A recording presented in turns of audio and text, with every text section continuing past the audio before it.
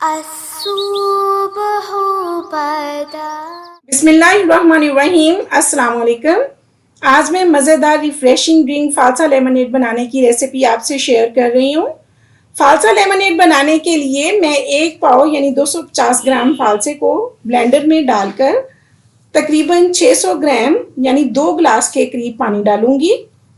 फिर 4 table spoon चीनी, 1 teaspoon काला नमक और 2 table spoon fresh lemon juice को भी ब्लेंडर में डालकर तकरीबन 4 से 5 मिनट तक ब्लेंड करूंगी।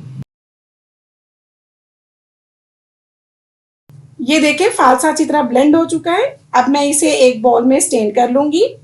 आइस आप अपनी पसंद के मुताबिक इस्तेमाल करें। फिर सर्विंग ग्लास में डालकर खुद पिए या मेहमानों को पेश करें। उम्मीद है आपको मेरी आज की रेसिपी पसंद आई होगी। ज़रूर ट्राई कीजिए, शेयर कीजिए, लाइक कीजिए और मेरे चैनल को ज़रूर सब्सक्राइब कीजिए। बहुत शुक्रिया। अल्लाह हाफिज़।